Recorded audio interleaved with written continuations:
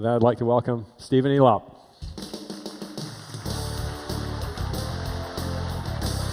Hey, thanks.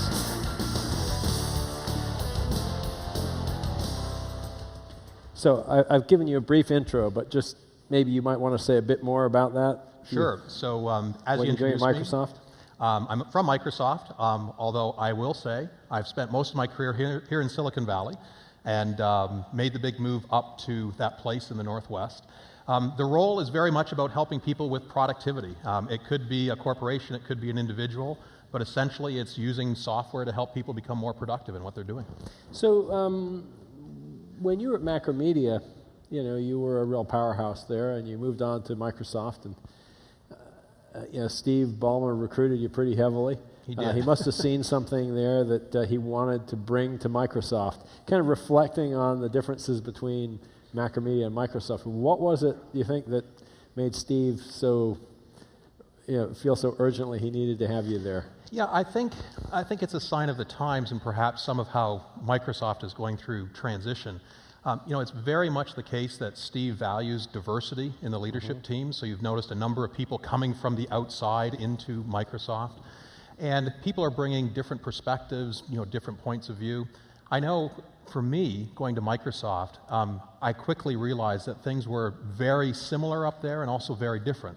Similar in that, just like here in Silicon Valley, there's a huge concentration of very smart, you know, very aggressive, very competitive, very intense individuals trying to help customers. And so you see that same similarity. At the same time, there's some pretty significant differences as well. I mean, one of them is the scope and breadth of Microsoft. It's a huge company with a huge surface area, which is sometimes really good. For example, I get the benefit of what we learn in the gaming community, and I can apply that to business productivity. And at the same time, What, you mean like how to lose money? Well, no, not at all. I mean, as you know, we make a bit of money, but certainly in terms of user interaction design and how you interact with technology, there's all sorts of great learning. But at other times, it's quite challenging because of the very nature of you know, a huge company and trying to get things done. So that can be you know, definitely something you've got to work on. Yeah, I know that was certainly, you know, your experience at Macromedia. You were the guy who kind of cut the Gordian knot, and yeah, no, you got to drive hard. You got to push. Have you been able to do that? No, absolutely. Yeah, absolutely. Great. So, you know, Office obviously is probably the best known and most important, perhaps, at least in terms of the historical cash flow of your businesses. You know, but a lot of people are saying, hey, that's not going to last because of software as a service. You know, what Google's doing with docs and spreadsheets. What's your take on that? So, I mean, it's a good question because you're right. The Office franchise is a very successful franchise. It's used by lots of people out there. You know, what Microsoft has said, and, you know, this was something, one of those famous memos that gets written and shared and so forth. They said a couple of years ago that what we needed to do was fully embrace what we call software plus services. The recognition that as software evolves, there's an important role for client technology and the software that goes on that client, combined with what happens in the cloud. And truly the best user experiences will come from the combination of those two. Right, but one of the things that worries me about that, and actually I gave a talk recently at the Microsoft New England Research and Development Campus, the so-called Nerd Campus. The Nerd Campus, indeed. And I thought of titling it, Why Software Plus Service Won't Cut It. And it really has to do with this idea I talk about here in Web2O land, which is that what we learn from the network as platform is that you know, your product actually gets better by more people using it. And of course, I don't hear that in that software plus service mantra. So do you guys, how are you doing that? Oh, I mean, I completely agree that software gets better. Actually, not just the software, but the data, the entire environment. The whole experience gets better to the extent that you can attract large numbers of people who contribute in meaningful ways. That's so but how does that contribution actually happen in the Office context or other parts of your business? I mean, let's talk broadly about software plus services. There's nothing about that message that contradicts the importance of the network effects. But what it does say is that, for example, I've read your materials over the years. You talk about different levels of Web 2.0 applications, and the self-actualization layer is layer 3, where there's no client. It's all in the it's all that stuff. And I think that's hogwash. I think that's not not right. And I'll give you a couple of examples. So here in the audience, we're in Silicon Valley. How many people here have iPhones? Put up your hand.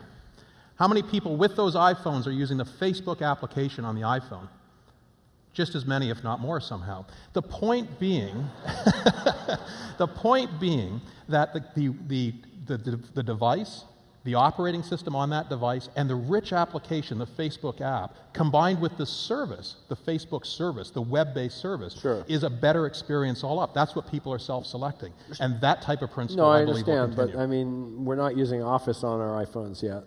Not yet. No, you're not. Is that something that we're going to be doing? Just keep watching. But still kind of coming back to this idea, certainly there are parts of your portfolio, SharePoint, for example, Yes. collaboration platform, Outlook, clearly a collaboration platform.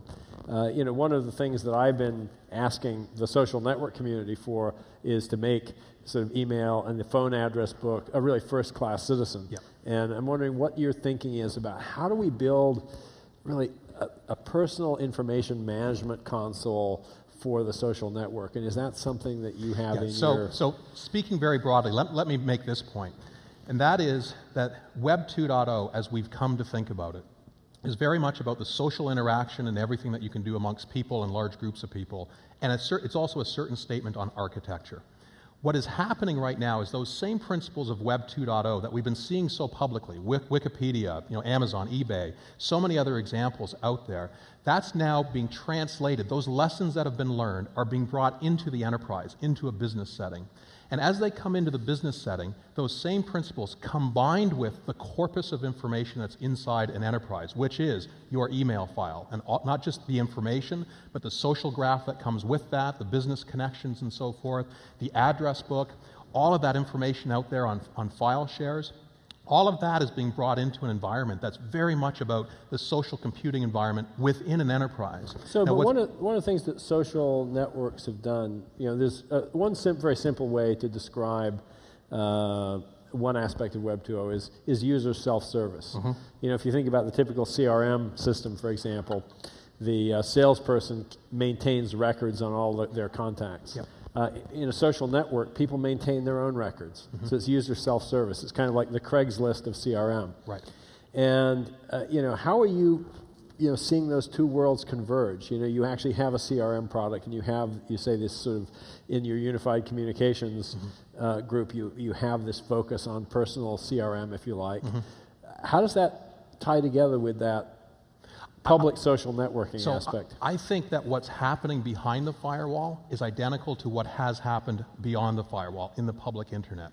And what people are doing, the concepts of self-service, of large groups of people contributing to a corpus of information and developing that environment, all of those pieces are happening within the enterprise. The difference in the enterprise, though, is that you can translate that value into something customers are willing to pay for. So all of a sudden there are new business models. For example, SharePoint, which is essentially a social computing platform for within the enterprise. Portals, wikis, blogs, all sorts of things like that for the enterprise environment, is a business that started not too many years ago, and already it's a billion-dollar revenue stream growing at double-digit percentages. And for every dollar that we're earning on that, our customers are getting tremendous value. And for every dollar we earn, there's $7 being generated in the community around people building applications for that environment. So what people are seeing is that while some of the Web 2.0 platforms and applications in the public internet space are having a hard time figuring out how to build a sustainable business model, that model is becoming clear in the business context, and some really magical things are happening as a result. Right. So this is the software for sale. Is it subscription? Is it how It's are the all of business the models above, changing? because what's happening right now is, in part because of Web 2.0, we're going through a big period of disruption. So it used to be, for example, you just paid a license fee for a perpetual license, installed some software. What's actually happening now, of course, is software is available on the web, it's available for download, it's available on a subscription basis. You're seeing complete diversity. The way we deliver those products today is with that same degree of diversity. So we have companies like Nokia and Coca-Cola and others who are actually subscribing to a service from us to deliver email, collaboration, wiki blog, all those capabilities to them from our data centers. We'll have other services available which are ad-supported. Some of those exist today. What about interoperability, though? I mean, is this kind of a world where if you live in the Microsoft world, you get all these benefits, if you live, say, on Salesforce or you live on the open web, you don't get them? How do we bring these worlds together? So let me ask a question of the audience. How many people here would say Microsoft is the most interoperable company on the planet? Anyone? Anyone? Okay. So I would make the case that that is becoming true. And the reason I say that, I'm going to backtrack you to February of 2008, where Microsoft made a fundamental decision about how it would work with others. And we issued something called the Interoperability Principles. It was a simple document, you can see it on our website, that basically says from a connectivity perspective, APIs, SDKs, data formats, adoption of standards, and interacting with Microsoft, that we would become far more interoperable. Since that time, Tim, let me give you some proof points, because no one would believe the principles. Just stick it on the website, like who's going to believe that until you see the evidence. We, within the Office team, for example, have published 40,000 pages of documentation on every aspect of every one of our most popular products. Everything in terms of how to interoperate, how to decode the file format, implementers' notes, it's all there. And most people say, okay, so can you actually do anything with that? Well, again, all of those people with iPhones, you notice if you go right now to the menu and say you want to connect your mail client to an Exchange server, it's the first thing on the list on the iPhone. Yep. The reason is we helped Apple do that. That's interoperability. Google, 3-4 weeks ago, announced that they had licensed patents and used our documentation to provide Exchange ActiveSync services from their cloud to their customers. That's available from Google today. So Microsoft has said fundamentally around these most popular products, we have to be interoperable. The same relates to open standards. We now support ODF within the Office suite of products. These are things that years ago people would say would never happen, but we're very deliberately setting a new standard as it relates to interoperability. Right. Well, I think one of my fundamental assertions is that the lock-in, if there is one, comes from the users, not from the software. That's right. And so effectively, if you keep the users happy, you get, and particularly if you have a system that does have this, gets better the more people use it. And that's exactly right. And the cloud drives a lot of this as well, because the delivery of a particular capability is often a combination of what we have to provide, other sources of data. You need that interoperability if you're going to deliver your customer the best solution. But still, there's really a challenge from the cloud. I mean, Google Apps, Google Docs and Spreadsheets is free. Mm-hmm. It's hard to compete with free. Actually, no, it's not hard at all. Let me restate that. Okay. Google Docs may be free. What you're really saying is that bolding, underlining, italics, and footnotes in the cloud are free. Our job, if we're going to deliver value to our customers and earn the right to charge money for certain aspects, be that through advertising, subscription, or a license fee, will only come if we're delivering innovation and value well beyond bolding, underlining, and italics. And of course, what we've already demonstrated are versions of Word, Excel, PowerPoint, lightweight versions working in a browser, just as Google has, except it's Word, it's Excel, it's PowerPoint. Same experience, same document format, and so forth. So those elements, to the extent that bolding, underlining, and so forth are free or can be ad-supported, that's there or coming. At the same time, there's so much more that customers are willing to pay money for. There will be an entry-level free version of the Office suite? Is that ad-supported, absolutely. Yeah, so ad-supported. That's correct. Nothing's ever free, Tim. and then, of course, there'll be an upgrade path. Now, of course, there's been this complaint that a lot of the features are featureitis rather than actual benefits. Mm-hmm. What do you see as the key benefits that won't be in the free version or the ad-supported version that will be in the paid version? What we're trying to do is, at various levels, provide users with the functionality that makes sense in that environment. When you're in a browser environment, there are certain things like, for example, collaborative authoring, working across different people and places and so forth. But that's part of the basic offering of free. I mean, that's why people use Google Docs and Spreadsheets. So that type of thing you would expect to be in that offering. Yeah. But when you get into some of the more advanced features and capabilities of the product, integration with the SharePoint environment, integration with unified communications, all of which our competitors can do as well because of interoperability. But we'll be touting a lot of that, as we go forward, to be clear. Okay.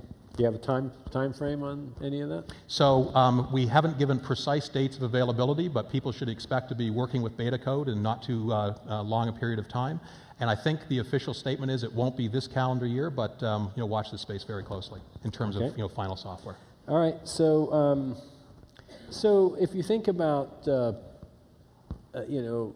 developer experience, Microsoft has a long history of supporting developers. And yet all the buzz in the last half dozen years has been around web development. And of course Microsoft has its offerings there, but in some sense it's kind of there's the open web and what people do there, whether it's PHP or Ruby or whatever, and then there's the Microsoft web. Are you talking about our standards-based browser, IE8? Well, no, I'm just really thinking about the community. We have kind of a fork in the community. There's a Microsoft development community, web development community, and a sort of an open web development community. And for example, I wouldn't say that we've seen a big migration between the two. I don't know if you have a goal of sort of in the way Microsoft ruled the PC development environment, and you certainly. Made a real effort to get people on ASP.NET and so on. But I think, the question is, do you get developers? I know developers per se isn't your division, right. But how do you get Microsoft to be cool to developers again?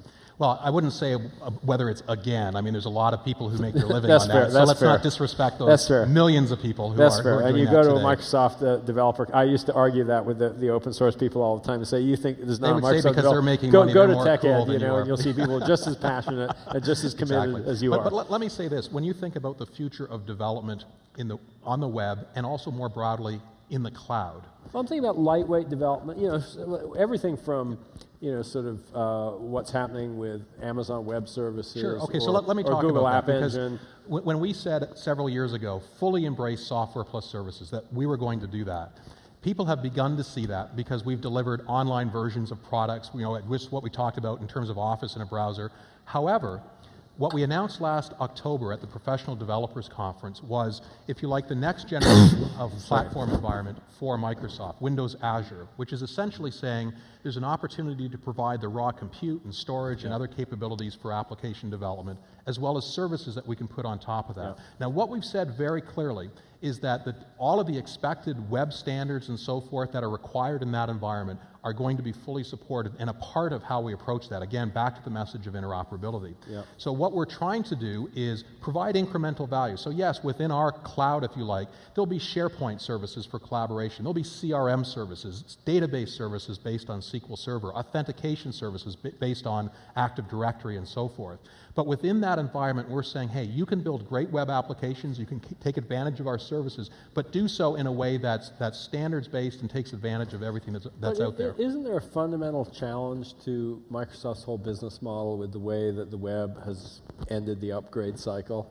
No, I don't think so at all. Because if you accept that Microsoft is committed to giving people choice in terms of how they value software, ad-based, subscription, whatever the case may be, there are all sorts of different ways to monetize. So it doesn't have to be about an upgrade cycle. It can be, for example, with Windows Azure, it can be a consumption-based model where people are paying for what they're actually using in terms of compute or disk or whatever. Do you have evidence that those business models actually can generate the kind of revenues that Microsoft No one has evidence of that today. But what we're doing when we say we fully embrace this is we're moving forward and we're putting those things into play to see what actually happens. Yeah, I mean, that's one of the things I worry about in a lot of businesses. There's kind of an air pocket, where the new model isn't generating revenue as fast as the old one. It's classic innovator's dilemma. Yeah, exactly. And my belief is, I'm responsible for a $20 billion business that has lots of run rate stuff and goodness. But I'm saying, you know what? We've got to put stuff in the browser. We have to use ad-based models. We have to use subscription models. We have to give people that choice. We have to be leaders in that way.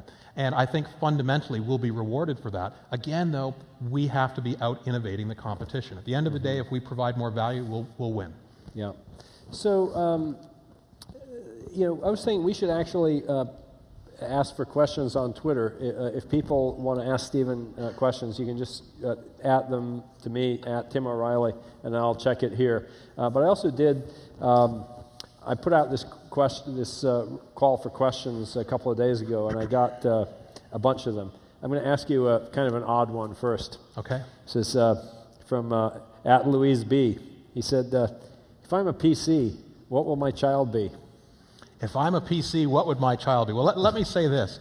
First of all, the PC, you may have missed this, you may not have been watching your children closely enough, Tim, but the PC's already had a lot of kids and grandchildren. I mean, there's a lot of them out there. And what I mean by that is it is evolving in many different directions. And not just the piece of hardware and what it looks like, but what it represents in terms of productivity. So if you think about my division, yeah, I think about the PC, of course, but I think about mobility, I think about the cloud. So those are its progeny as well. There's just so many different ways that that's going. You see it in unique devices. The Kindle, you know, it's a beautiful device. I love my Kindle. You know, I wish Microsoft had something like that today. It would be fantastic. That is an outcome of the work that was done originally in the PC environment. And so you see this going in multiple different directions. What will the devices look like? The one thing I will say is that the way we interact with that technology is up for major innovation. That's one of our key innovation themes in our division, is the keyboard, the mouse. I mean, that is a barrier between you and the experience. iPhone demonstrated this with touch. We is demonstrating it with gestures and being able to interact that way. There's so much innovation that will come there as one example that will fundamentally change our experience. Yeah, just something you said made me think about what I was talking about earlier in my keynote. I don't know if you were here backstage for that, but I'm fascinated by the way that the iPhone also demonstrates the use of sensors as the new source of input. And I'm wondering if Microsoft is doing any thinking at all about how that is going to affect the enterprise. Absolutely. You know, supply chain, energy management. If you think within the business division, so within my corporate world and what I serve, there is no question that sensory input, and that includes sensors from humans in terms of gestures and what they're doing and where they are. It includes sensors and devices you may be carrying, for example, to aid in navigation and so forth. There's all sorts of great examples today, but there's lots of new possibilities coming there. You know, there's an ERP system as part of our environment, and we could demonstrate for you today how touch-based equipment is used to facilitate ERP processes within a warehouse as one example. So yes, there's a lot of that coming. That's why I made the comment earlier. You know, Xbox is cool and you play around with it, but there's all sorts of learning you get from that. In the same way that all sorts of learning we develop around searching within an enterprise, you know, transfers to, for example, the live search team. It's part of the value of the scope of the company. Right. So I think if I were to summarize a lot of what you said here is you guys are doing a lot with everything we're touching out there, on the free consumer web is really coming to fruition. And you're thinking, and you have a business model. That's right. Well, and I think that's a fundamental point. It's landing in corporations big time. I mean, the SharePoint platform, for example, I believe today is the fastest growing product in the history of Microsoft, and it's because the principles of Web 2.0 are being applied in the enterprise and being applied quite successfully. And corporations, they're getting the value, so they're willing to pay for not only the software, but all of the services that go with it. Yeah. So at TK300 asked, are you happy with the interaction design of Word, Excel, and PowerPoint? And he also asked, can we expect a major overhaul, and is legacy source code prohibiting this? So I'll answer those questions in reverse order. Legacy source code is not the prohibitor or anything.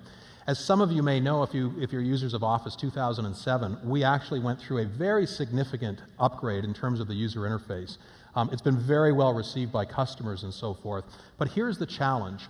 If we were to say, hey, just dramatically redo the interface for Word, Excel, PowerPoint, and what have you, there would be exactly 500 million customers who would have to relearn that interface.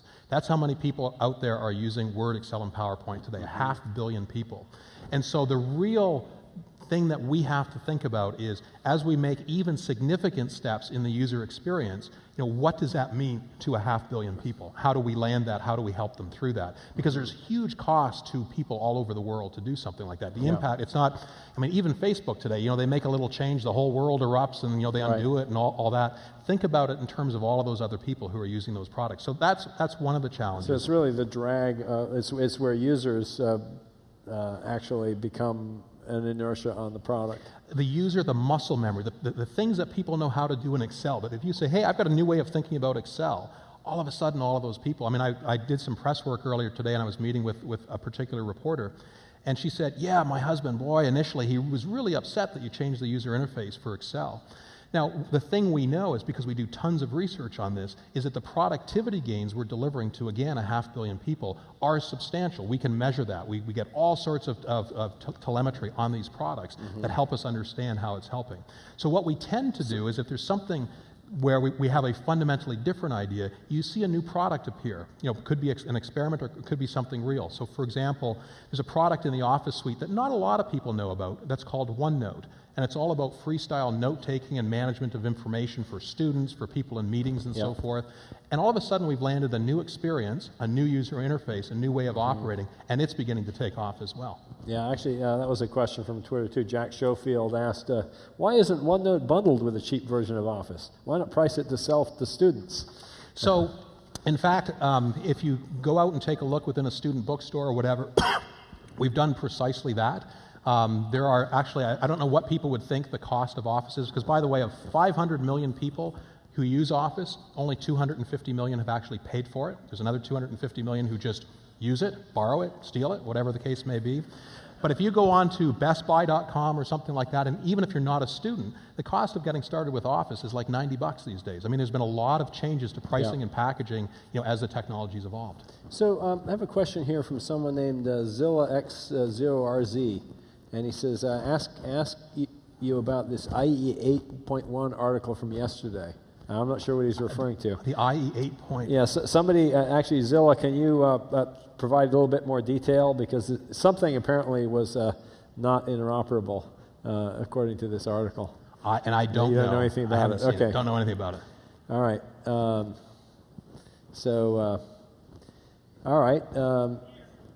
CA, I don't know, Cage D Ether, I'm not quite sure how that's meant to be pronounced, wants to know if you're going to get into the microblogging space. Microblogging, if you're talking about Twitter as one example, personally sent out some tweets today, so I don't have a lot of followers, don't know why that is, but I'll have to make it interesting.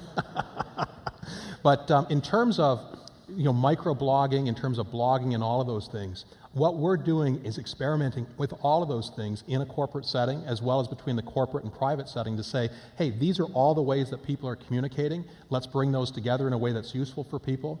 But one of the biggest challenges that we're faced with as we develop all of this is as you realize the impact of the economy, people are staying in companies longer, so the population is going to get older and older in the workplace. So you're going to have very senior individuals, older individuals, attempting to communicate with young kids coming in at the entry level of an organization. And how do you bridge that communications divide, where you've got people who aren't entirely comfortable yet with email at one end, and people who just want to tweet at the other end? Like, how do you bring that together? That's a really interesting if sociology you can solve problem. that problem, if you can figure out how to integrate things like Twitter into the workplace. Yes. Because, of course, it's going in there unauthorized, and certainly companies are already trying to figure out how do they manage it, if only for marketing. It would seem to be a really critical part of your These are the types of plans. things within our division that we're precisely experimenting with and trying to learn about with our customers. So we'll expect to see something. I have Julio V asks you, what's the biggest threat to Office? What's your biggest fear? The biggest fear that we have to worry about over time is fundamentally if somehow innovation slows down, if we're not finding the next way to increase productivity. As long as we are leading the way in helping people become more productive, and this, by the way, this is an economic statement. The economy is at shambles right now. The only way through it, once all the debt is cleared up, is by improving productivity. That's true for the last many thousands of years. So the fundamental threat is not from someone who's got bolding and underlining in the browser or some various versions of software that are available for free. That's always going to be the case. The real threat is if we're not continuing to innovate. And that's why Microsoft right now, in the public press, from our financial community, is taking a lot of heat. Because it's tough economic times, and they're saying, slash the cost, slash R&D, slash research, just go for it. But we're saying, no, during tough times, we have to power through that. We have to continue to innovate heavily. That's why at the company, $9 billion in R&D. And I know some of your team members were at our recent Tech Fest, which is where all of our researchers show off the leading edge stuff that won't see the market for 10 or 15 years, but nonetheless showing we have to continue to innovate, and that's something we're very committed to.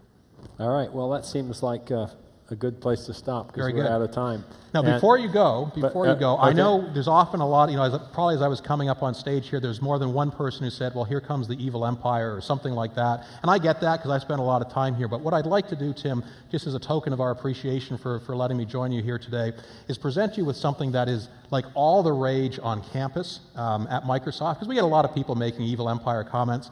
And it's something I'd like you to wear proudly here at camp. It's a T-shirt, and it says, I am the empire. Thank you very much. All right. Thank you very much, Stephen.